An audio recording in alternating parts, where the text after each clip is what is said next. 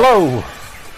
Well, I do like a historic episode of Top of the Pops, and they don't really get much more historic than this one, because this one is kind of the final weekly edition, but it's not.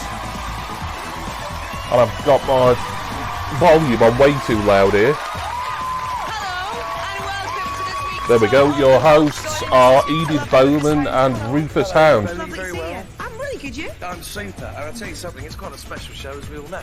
So we need a special way to start it, and it doesn't get a lot more special than this. It's Primal's... Alright, kicking this one off from the 23rd of July 2006 with Dolls by Primal Scream. That said up front on it, so whether that means like it's their trendy new word exclusive, I'm assuming. So, welcome to another Top of the Pops reaction.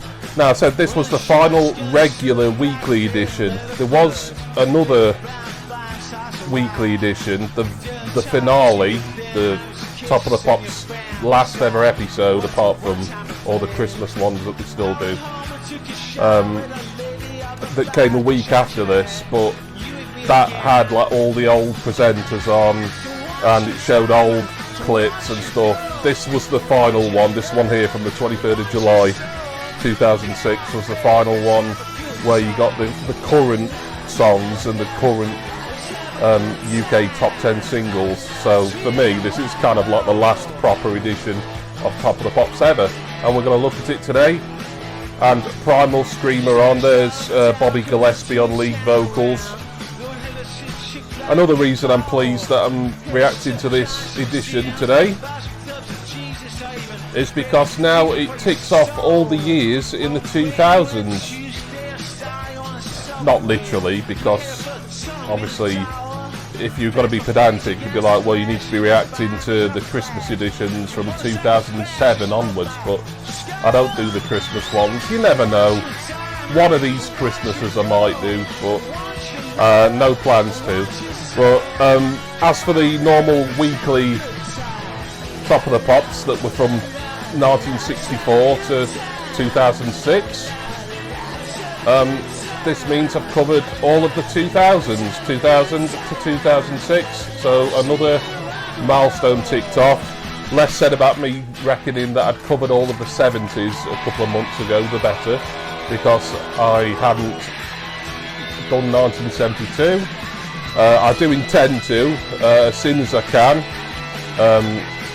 but it's all to do with availability, you know. So, Primal Scream, I'm not sure what this album, what album this will be off. I'm not sure who the female vocalist is here. I didn't think there was any females in Primal Scream, so whether she's guesting. There may be some information about her, hopefully there will be, if I can find any, on the old info bar down at the bottom. Yeah, they're still very much in their Rolling Stones kind of period here, aren't they, Primal Scream? Which I didn't mind, but I liked it when they went all Manchester and indie dance with like Loaded, the Weatherall remix back in the 90s. So that was Dolls. It was alright, nothing special really.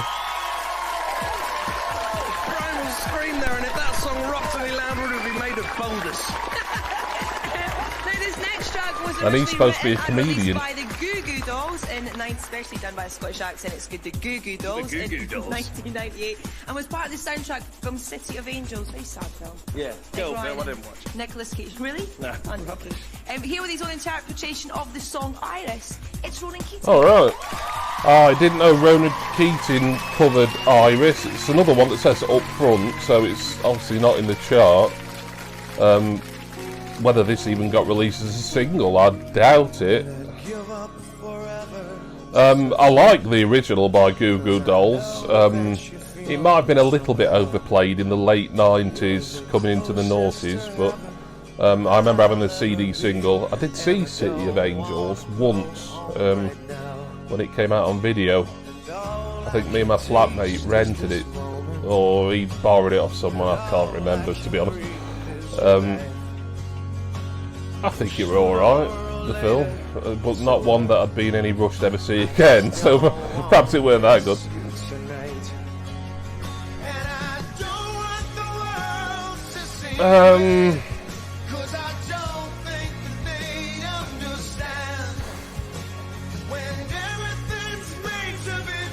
I don't know how to feel about this. I like the song a lot. I think Iris is a really good, you know, one of your better ballads that's slightly leaning into the alternative scene, but did manage to catch on in quite a mainstream way, thanks obviously to City of Angels, and it was probably used in numerous other television and film stuff as well.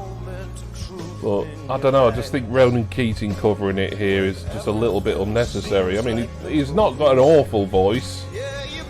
I mean, he's got a very distinctive voice, obviously. He's one of those you can recognise him without, you know, without seeing him, really. Which is probably the case for many singers, but you know, I thought I'd point it out regardless. Yeah, I'm not disliking this particularly, but I would have rather have seen the original, really. I mean, the instrumentation, it was definitely singing live, the instrumentation is very, very similar to the Goo Goo Dolls. It's almost like he's doing karaoke with the original instrumental version. But now he's ad-libbing still to the audience. So notice how, at least so far in this edition, Edith Bowman and Rufus Hound haven't made any reference to, well, basically Top of the Pops being cancelled, and this being the last proper edition before the special final one next week. I won't ever be reacting to that one, by the way, I don't think, mainly because it's got Jimmy Savile on it, which, you know, I'm trying to avoid Savile. I've talked about it before. And also, I like to react to the ones where you get in the contemporary singles charts of the day. Not that we've had any performances from the singles chart yet. We've had 2 exclusives or up-fronts from Primal Scream and Ronan Keating of Boyzone.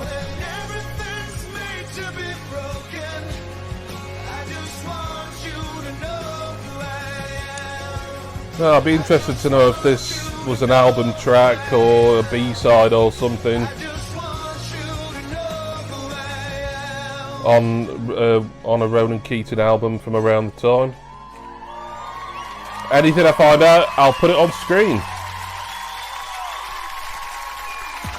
Oh, it needs a power cool, that, doesn't it? Ronan Keating at 58 times, no need to show off, mate. Yeah, it's a nice total to have. Oh, we tear in his eye. Now for a man who's won 2 Mobo Awards, 2 Brit Awards, sold 1.5 million records, which up to pieces to have him back here on Top of the Pop with his new single, It Ain't That Easy. Please welcome Lamar! Lamar, and it ain't... The voice go that high, and it's just not that easy. He's a lovely man, with lovely eyes. All right, let's see what you've been spending your hard-earned cash on this week. An album chart. Hi, I'm Chris Moyles, and this is the last album chart you'll see on Top of the Pops. That's a reference to being the last one. Down 4 places, the Zootons and Tired of Hanging Around. Rihanna is at 9 with A Girl Like Me. And then it's down 1 for the I think Nina Simone, Feeling Good was in a load of ads. Well, maybe not a load, but at least one big ad, prominent ad campaign of the time. Snow Patrol are a non-mover at 6 with Eyes Wide Open. Just eyes open, mate. And the Brilliant Muse 4, last week's number 1 is this week's number 5 with Black Don't Holes like me, and who's just bore me to death. 26 weeks on the album chart, the Kooks are at God, 4 the with Kooks. Inside God, In, that's Inside very Out. 2006, isn't it? Paolo Nutini debuts at number 3 with These Streets. And Lily Allen sees her debut album in at 2 with All Right Still.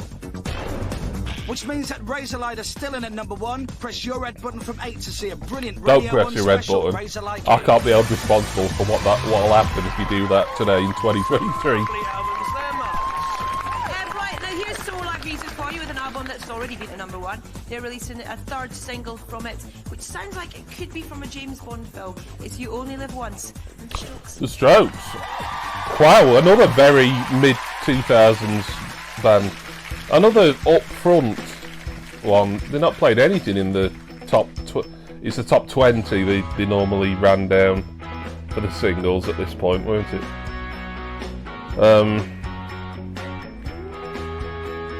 Yeah, so the Strokes, they were kind of indie darlings for a couple of years or so, weren't they? I suppose to a lesser extent, so were bands like Razorlight, Snow Patrol even, the Kooks, although I don't remember a single thing the Kooks did. But the Strokes, with them being from America, I want to say New York, but I'm not sure. I think they had a sort of garage band coolness factor to them. That, you know, obviously acts like Razorlight and Snow Patrol being British acts, or Snow Patrol Irish. Well, from this part of the world, you know, they don't have that cool factor really that you kind of automatically get if you're from New York and you've got long, greasy hair like that guy.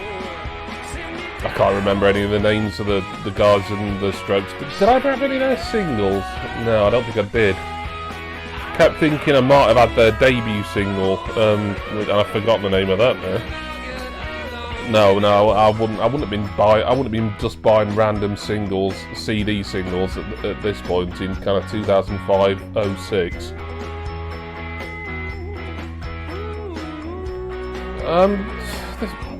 What do I think of this?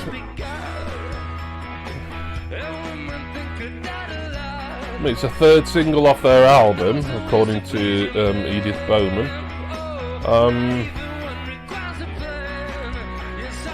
There again, it's not awful. I'm not hating it. I'm not even disliking it much. I'm not particularly liking it either. It's all very middling for me. It's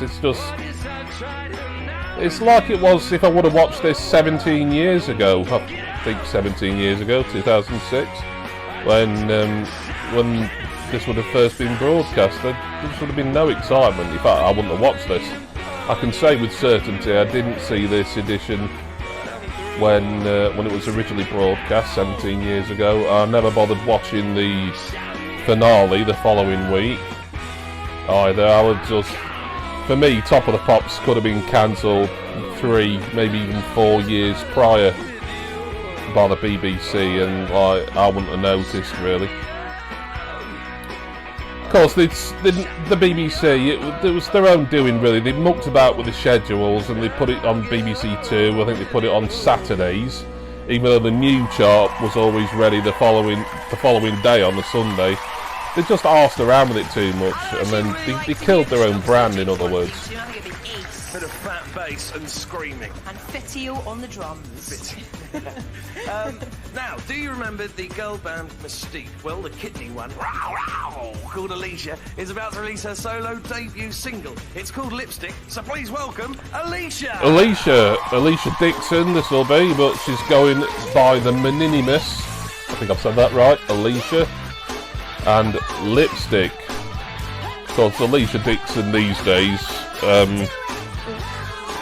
I'm not even sure if she has released any music, any albums or singles for a great many years.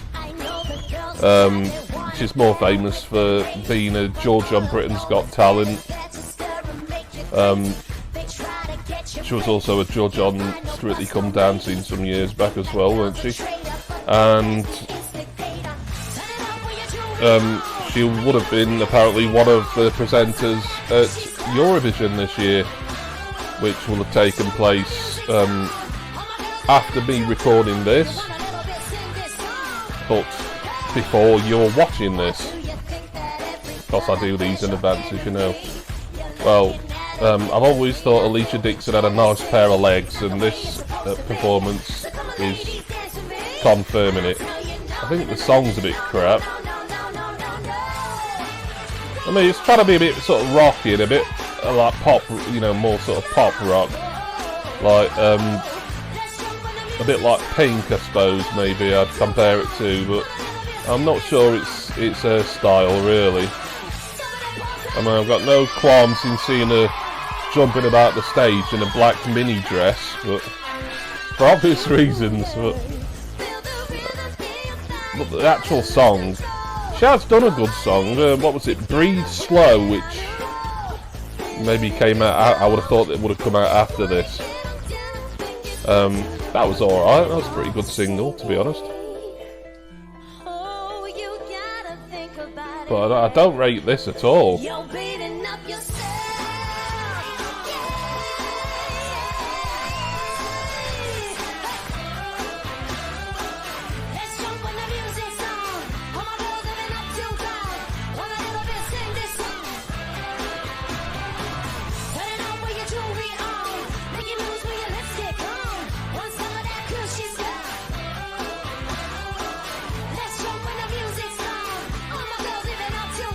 No, I can't totally slate it because she's looking bloody fit. She's looking tasty, but the actual song I think is quite crap, really.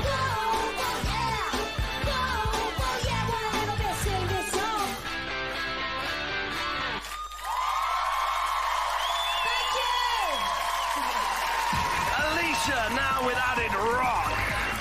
Right, now it's the time of the show where we delve into the top of the Pops Oh, archive. here we go. We wanted something a bit special for tonight's show. Absolutely. So we've gone with the specials. And a song that is going to reflect how life is going to be once Top of the Pops is here no longer. This is Ghost Town. Right, so from July 1981 we get a flashback because even the makers of Top of the Pops here realise that there isn't really anything decent in the chart, so they just have to play a load of exclusives and album tracks and now stuff from the archives. But a classic here, the specials, Ghost Town. I like this. I've always liked this. I've never loved it. I've been an absolute massive fan of the song. Probably because I was never a massive fan of two-tone and ska. I quite like some of it, but I just never fully got into it. So a very politically charged song at the time. If you look at the date on screen, July 81, I mean that was what, just under 2 years into Margaret Thatcher's first term in as Conservative Prime Minister. Oh, they're putting an info bar up. We all first saw the specials in '78. Touring the UK as bottom of... I don't know why I'm reading this out. Read for yourself. To the Clash here. Right, okay. They were called the Coventry Dramatics. Yeah, they're from Coventry in the West Midlands. I like the... I think it was a live EP, like Special AK Live or something like that, which had Too Much Too Young on it.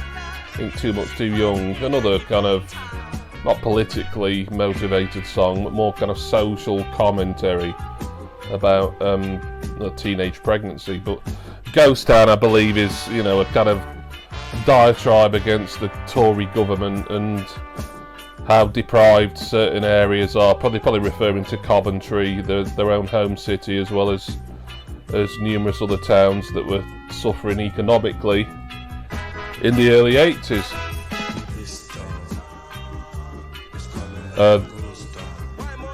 The late Terry Hall on co-lead vocals there.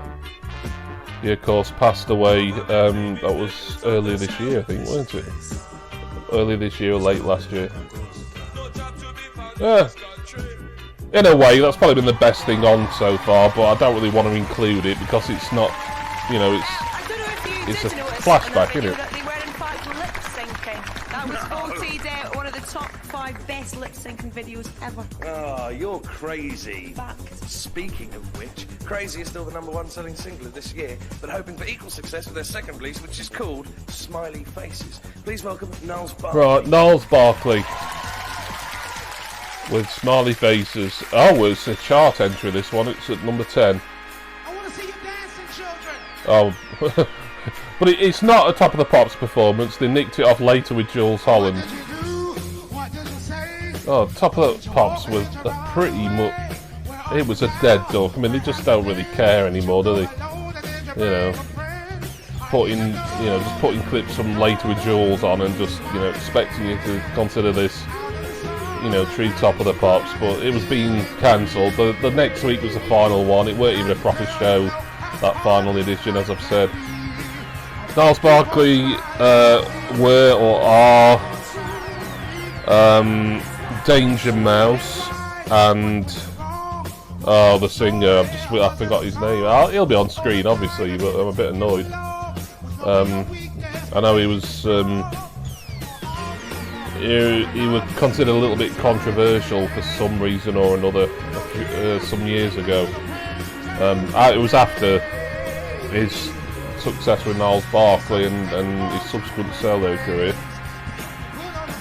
Oh, it's right annoying me that I forgot his name. But I record these as live.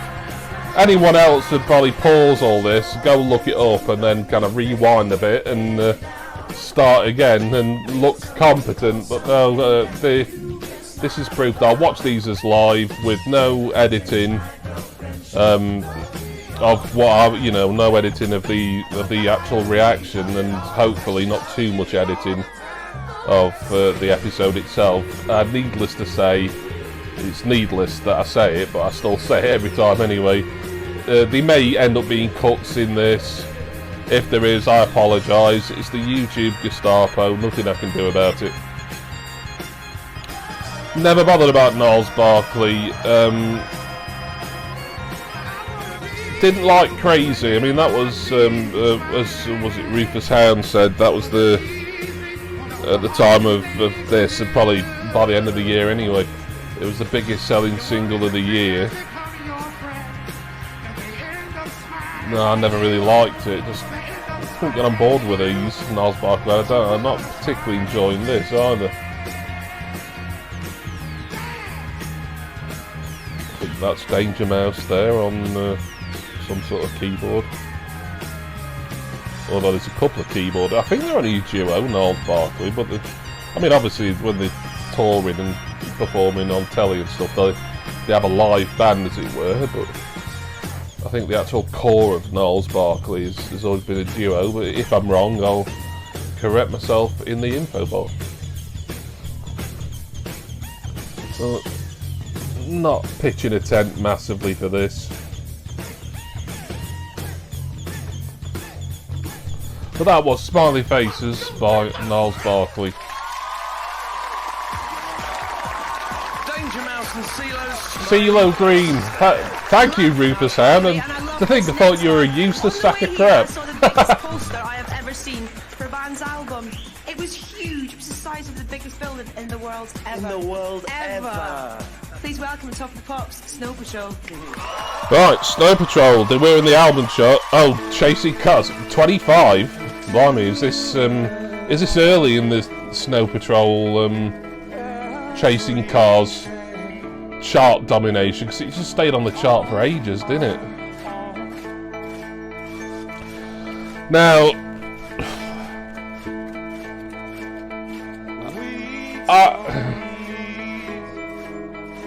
part of me does want to sit here and kind of scoff at this song a little bit, simply as to how overused it's been in the last 17 years or so, really.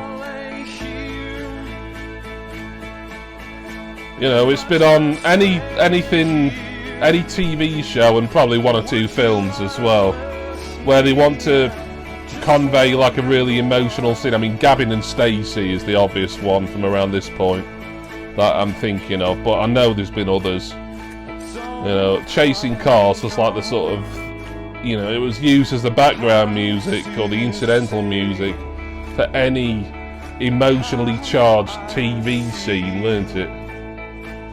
And yeah, it kind of, I know it spent like a year on the chart or something daft like that, so not sure whether it's kind of, I'm assuming this is sort of like an early, you know, it's not been out very long at this point, but I don't honestly know. It could have been, you know, in its 7th month or whatever on the chart, for all I know.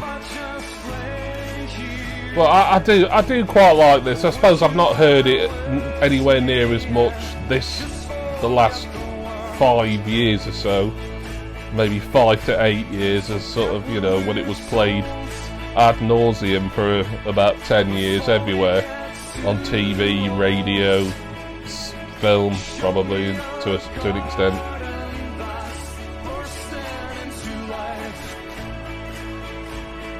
So I'd class Snow Patrol as sort of like post-Britpop, really. You know, kind of how what Embrace became, really. Embrace, I mean, they started during the tail end of original Britpop, but they've kind of got more established as once Britpop was really dead in the water, so then people started going about post-Britpop, which I suppose would also include bands like maybe Razorlight, arguably. Just thought of another one then, and it's clean slipped my mind. But anyway, yeah, Snow Patrol I would certainly lump in with those. It's kind of like your post-Britpop band.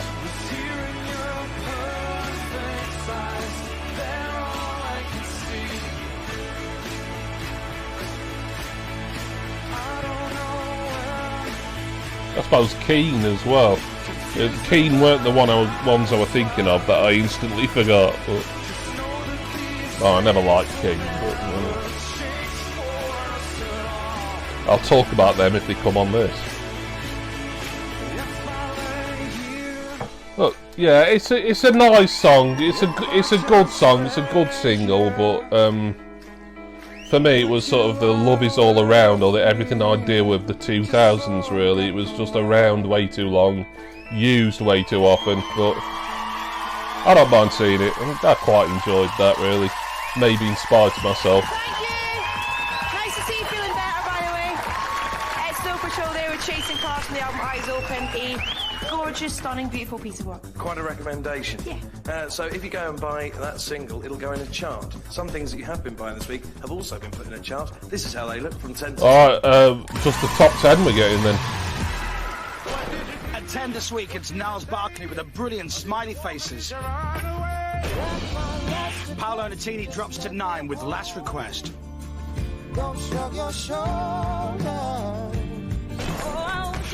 Sandy Tom and I Wish I Was a Punk Rocker is at number 8 this week. While Manager from Nelly Furtado falls Nothing to 7. particularly brilliant in the chart so far. Road Traders falls 3 places to number 6 with Voodoo Child.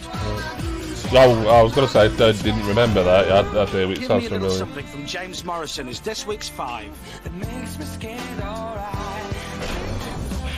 And Lily Allen of the great track Smile is at number 4. Number 3 sees Shakira and Wyclef Jean with Hips Don't Lie. And number 2 is Rihanna with her single Unfaithful. So, what's number 1? Which means that we'll fly at this week's UK's number 1.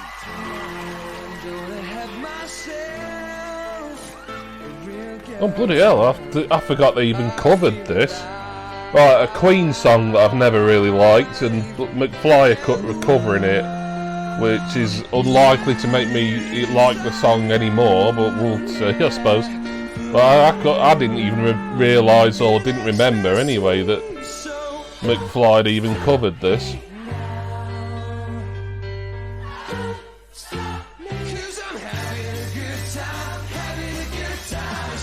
I know what people are going to say, oh, I like this, it was on Shaun of the Dead.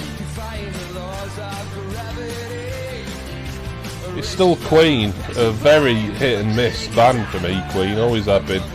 Well, I know this isn't Queen, but you know what I'm saying.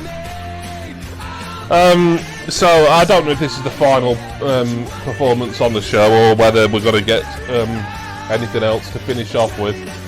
But, you know, if I may be allowed to start summarising now, it's not been a good one for me, this. I'm glad I've watched this edition, because historically it's pretty important. You know, this is the last. That was the last top 10 contemporary weekly top 10 UK singles you'd ever see on a BBC music show. You know, Top of the Pops was about to be a dead duck, apart from the Christmas specials that, you know, no one really counts them, even though they still exist as of now, as of today. You know, the show as it was, a weekly pop music and charts show, this was it. This was the this was the funeral, and I suppose the week after was the wake, really. If you forgive such a euphemism. So, yeah. If this is the final performance on the final proper Top of the Pops, then it's kind of a sad indictment of a once great show. But it's, like I said earlier, the BBC have to take a lot of the blame for just arsing around with the scheduling for Top of the Pops and just having too many new producers and sets, and the presenters weren't great at this point, and just all sorts of reasons really. But the BBC ultimately could have made more of an effort, I think, certainly. And as I've said before, I just weren't interested, when any faux outrage from people about Top of the Pops being cancelled in 2006, where it's like, well, probably most of the people getting outraged didn't watch it anymore. I wasn't going to get outraged because I'd stopped watching it about 4 or 5 years previous. And I've not been a regular viewer, as in weekly without fail, since about the mid-90s anyway, so I watch more now, in middle age. For you guys on YouTube. You leave that red button alone. For a very special Radio 1 Razorlight Spectacular. That'd be good, wouldn't it? Now, next week is the last ever Top of the Pops in the UK. Yeah, I know. Join us for an hour-long special, which will include some fine past performances, some familiar places, basically the end of an era, isn't that right, Ian? Make sure you join us. Well, there we are. That's your Top of the Pops then. Thank you for joining me. Like I say, please leave your comments in the comment section as normal. Special thanks, as always, goes to my wonderful subscribers and generous patrons. And I do hope that you'll join me again next month for my next Top of the Pops reaction. Cheers, everyone. See ya!